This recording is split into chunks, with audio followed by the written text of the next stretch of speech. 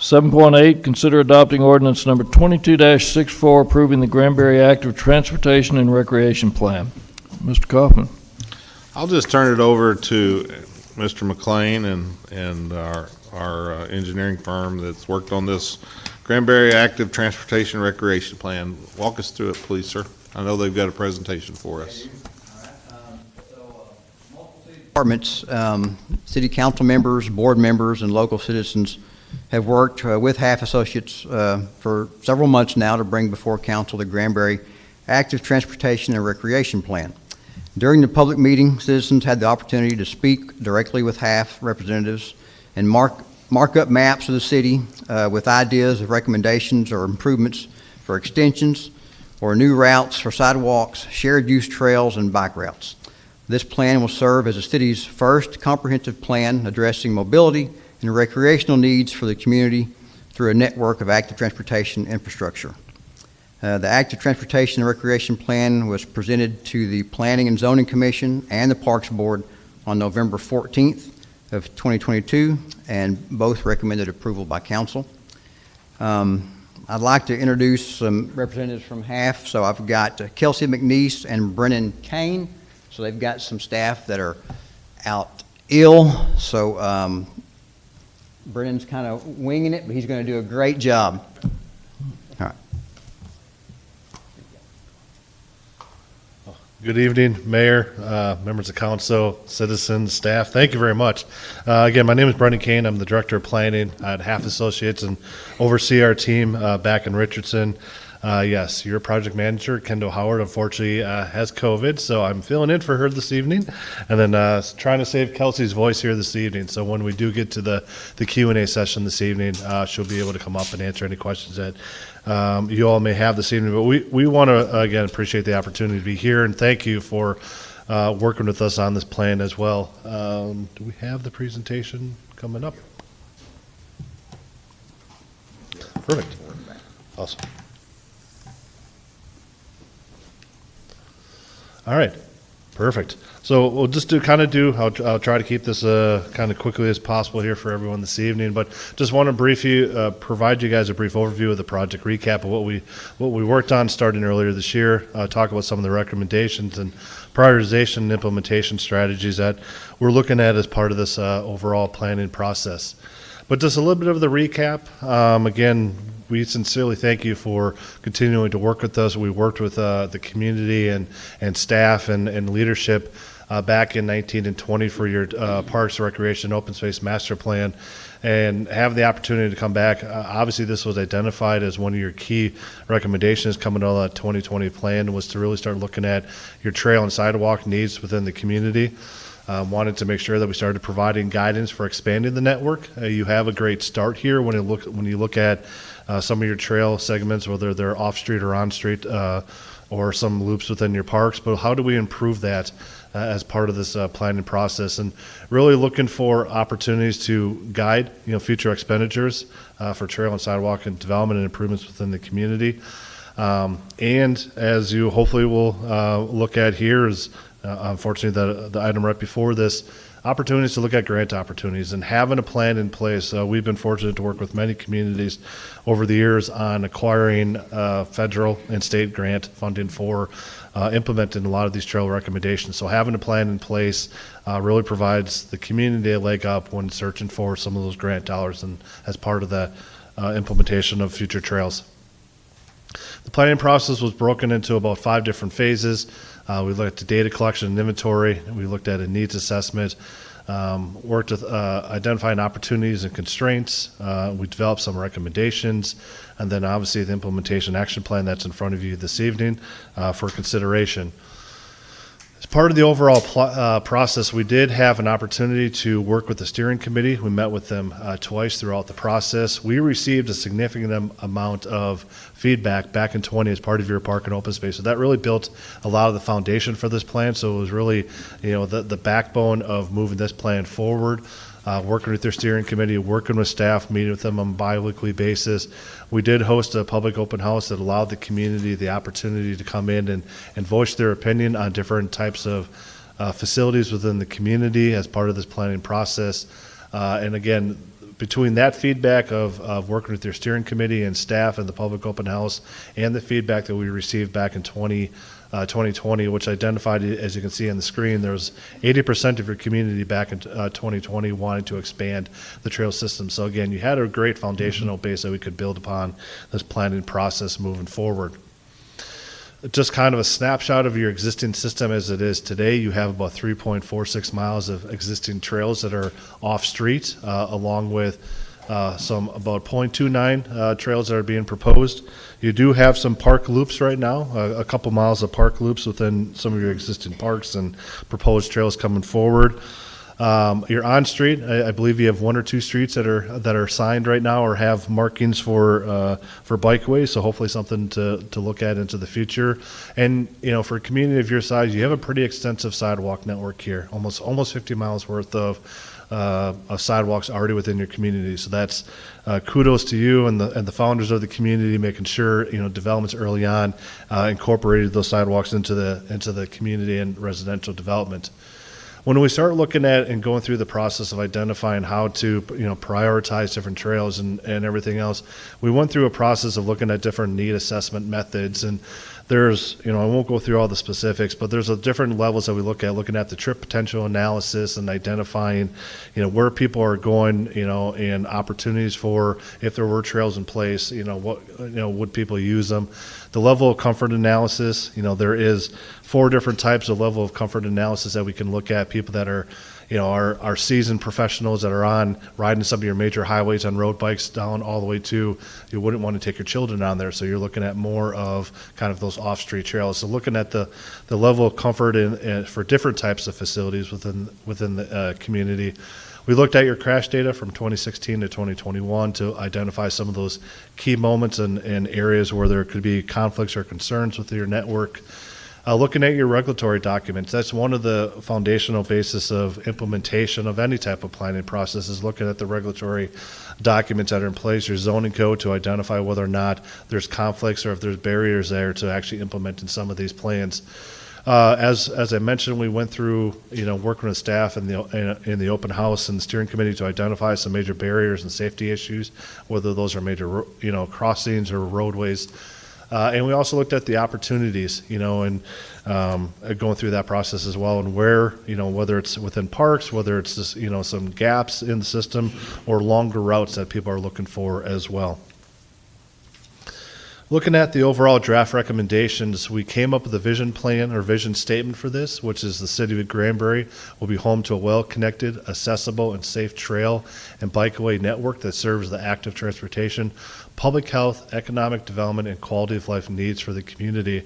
And I can't reiterate enough that this isn't just about trails, within the community, but there's the recreation benefits that Aaron mentioned. There's the active transportation, providing all different modes of types of transportation, whether it's on street or off street. But one of the key things too is the economic development side of things, and having a strong trail network in your community does promote economic development, and developers want to be around communities that are investing in those multimodal options. So having a plan like this and a guiding document will hopefully promote some future economic development opportunities within your community. We had a series of recreational goals as well. As you can see on the screen, we had identified 5 overall or overarching goals, one being connected or community connectivity and making sure that we kind of fill in the gaps. Accessibility and safety, making sure that we create a safe network for all generations and from equitable distribution. Identity, can your trail system be, kind of a unique identity to the city of Granbury and as one of your, potential tourism and everything along those lines. Regional recognition, there are a lot of people that come here on the weekends, and having that opportunity for people to utilize those facilities is key. And then also looking at your partnerships and funding as well. I think you have some great groups that are within the community now, but also, as I mentioned, having an adopted plan does open up a lot more opportunities for state and federal funding for implementation of these different grant programs or grant opportunities. When we looked at your proposed facility typologies, we really broke it down into 3 different types of kind of categories. One of them being your multi-use trails network, which is really an example would be your moments in time. This is where you have, pedestrians and, cyclists on, shared use paths or side paths within the community. Another facility network type is your on-street bikeways, and you can see whether they're, painted bike lanes or bike boulevards, signed routes, or wide shoulders. And then your pedestrian network is really more kind of focused on the recreational focus. So that's more identified of your sidewalks and your park loop trails within your community. So those are the three different types of typologies that we identified through the engagement process for the community. We have a series of maps here that, I'll go through kind of, quickly, but this is overall your draft network for your multi-use trails. And again, this is really focusing in both on pedestrian and bicyclists within your community. So just some of the recommendations that we had identified were, side paths being recommended along US 377. One of the great things that came out of the steering committee early on in the process was you have a very strong bicycle organization, a bicycle group in the community. And I remember that a lot of them talking about taking these routes outside of town and making sure that we have opportunities for some of those more experienced and more seasoned individuals as well. So looking at, creating those multi-use trails along some of your major other highways that come through your community as well. And then also there's some opportunities for rails to trails connectivity. Over by Granbury Middle School was one of the recommendations that came out as well. When we're looking at your on-street bikeways, we're looking at the opportunity to really focus on, residential streets surrounding the downtown and making sure, those connections into the community. Long-distance bicycle routes as well, along major thoroughfares. And then again, looking at kind of the connectivity into some of the other residential developments, off of 377 around Water's Edge, Harbors Lake, and Saratoga. Your pedestrian network, again, reminding people this is really focused on kind of your park loops, but also your sidewalks. This is really about filling in a lot of those gaps and making safety improvements. We didn't go through a full onslaught of a audit of the sidewalks, but again, there's areas within the community that have obviously broken, sidewalks or narrower sidewalks, so focusing on some of those areas, identifying some of the critical gaps, whether they're around schools or major destinations within your community, but also looking at future connections as well as your community continues to grow. How can you expand that overall network throughout the community? And again, obviously looking at new recreation opportunities within some of your existing and future parks that you have planned within your community. So all told, on here, this is kind of an overall recommendations map that's in front of you. Again, really kind of the, focusing on some key connections to your downtown through a variety of ways. Looking at, again, going back to some of the what we heard from the different groups that utilize the facilities in the community, identifying some more of those more longer route or longer established routes within the area, whether they are on street or off street. And then again, really kind of focusing on connectivity gaps, within the system, whether that is sidewalks or trails or bikeways. Looking at the overall prioritization, it was broken down into two different types of prioritization. The first one is focusing on your multi-use trails, prioritization criteria. And this was really developed individually for multi-use trails and on-street bikeway networks to determine implementation timeframes for recommended trail and bikeway corridors. This was a process that we went through with your steering committee. They identified what their priorities were. So these next two slides, we talk about the multi-use trails, and then the next slide on here is your on-way bicycle or on-street bikeway prioritization criteria. This one enhances, they're both basically the same, but with your on-street, it also does add in the level of comfort and then also supports long distance. Those are some additional evaluation criteria that we went through. So we presented these criteria to the steering committee and staff. They weighted them individually, and from there, that's how we prioritized the overall network, was based upon the feedback that we received from the steering committee of these different criteria goals. What they prioritized is from a weighted system to make your overall recommendations. So when we're looking at your multi-use trails, tier 1 examples are really your near-term opportunities for your multi-use trails. So for this example, is really identifying these are the key areas you want to focus on. So again, the map is a little bit small; it's bigger in the document. But again, your tier 1 is really looking at near-term opportunities to focus on extending the existing network and filling in the gaps. Your tier 2 is kind of those, your tier 1 is probably the 1 to 3. You're looking at the tier 2 to 3 to 5 year opportunities, which is really more focusing on connecting some of the edges of the city to, your downtown and the surrounding networks.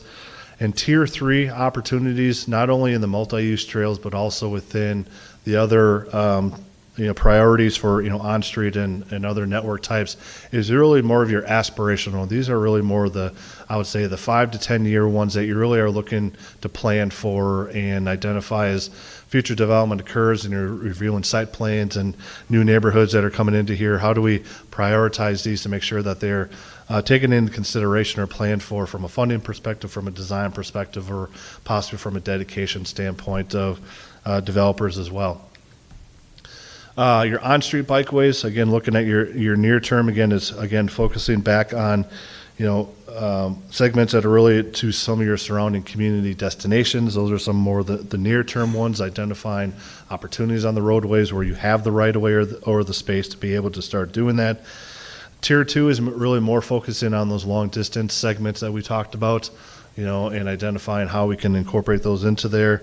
And, your tier 3 for your on-street bicycle is really the visionary projects. Again, this could be major roadway reconstructions. And again, this is, one of the values of having this plan also is this is not just Aaron's plan or the park department plan. This is really, and we'll talk about it, aligns with your CIP program. This aligns with your public works department as well, to ensure that you have a plan in place that as you're looking at road reconstruction in the future, did we identify different roadway types or roadway facilities, whether it's on street or off street as well.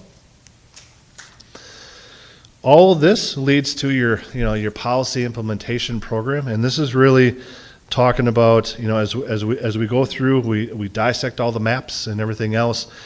We provide, as part of the planning process as well, the policy implementation program, and this goes beyond just your physical infrastructure. This also takes into consideration other items in here that talks about, policies that promote the development of active transportation and recreation facilities. But these are multi-department opportunities. These are things that are focusing on, for example, short-term, looking at updating code of ordinances to include both acceptable and prohibited uses along trails. That would be something that could be identified within the community, development department. You look at the opportunities later on, short-term, medium goals of updating your ordinances. There's pieces in here as well, working with your public works facilities as well. So we've gone through, as part of the steering committee and staff has reviewed, all of our recommendations from the implementation standpoint have gone through and identified low, medium, and high for those different priorities.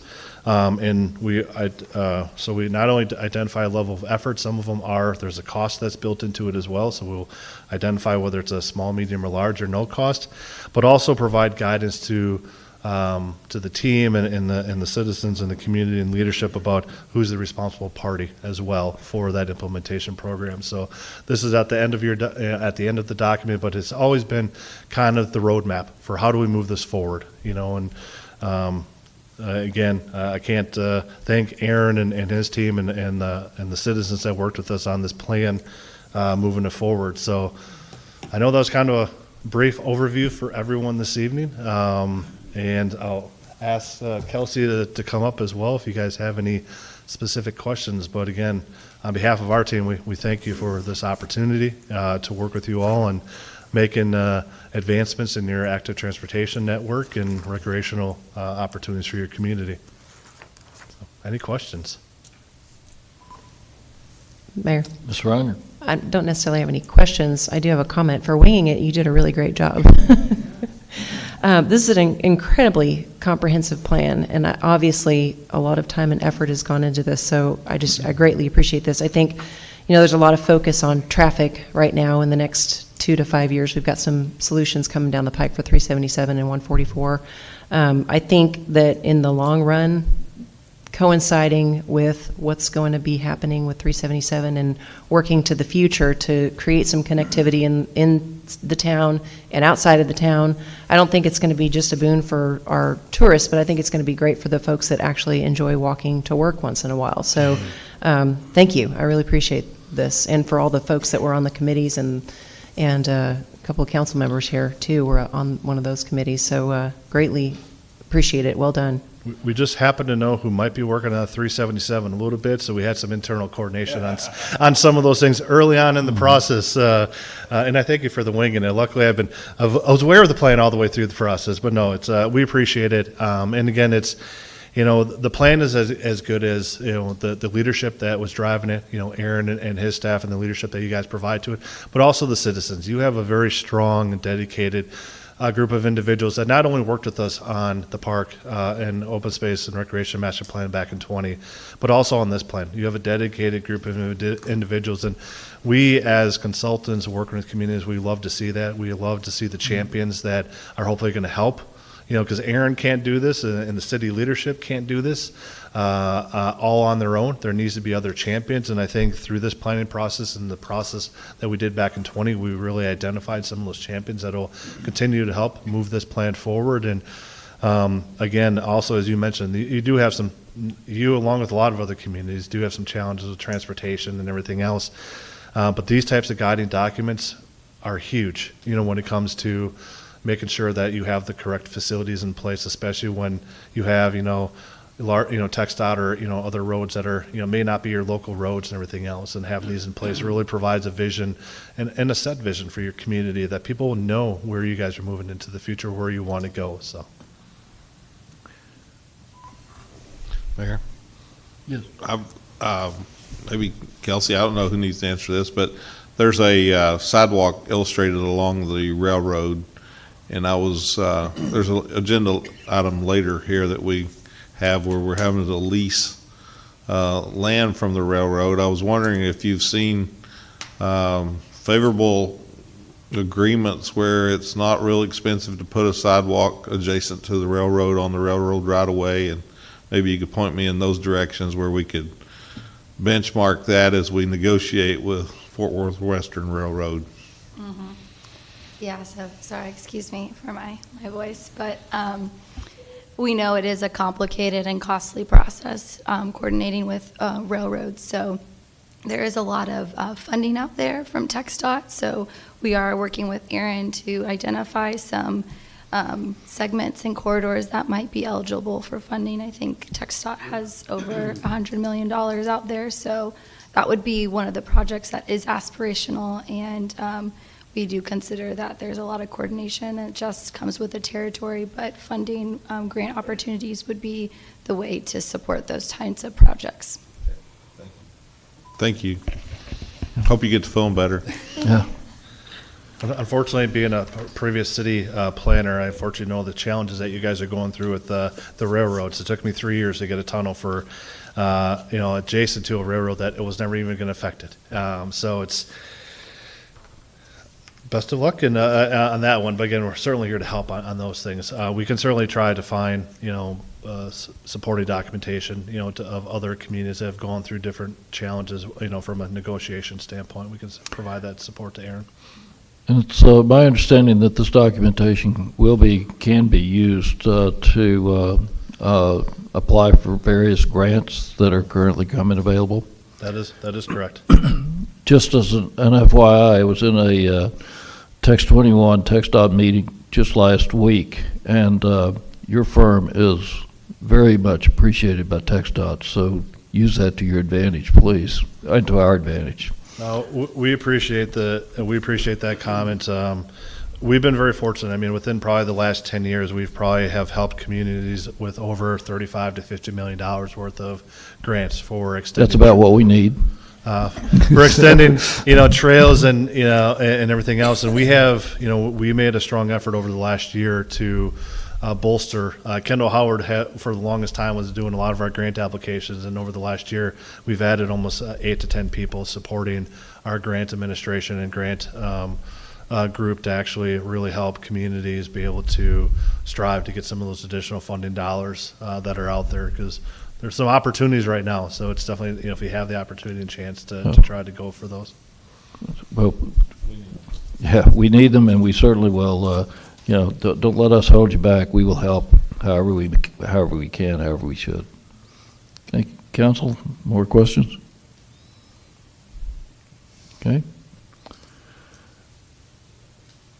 So do I hear a motion?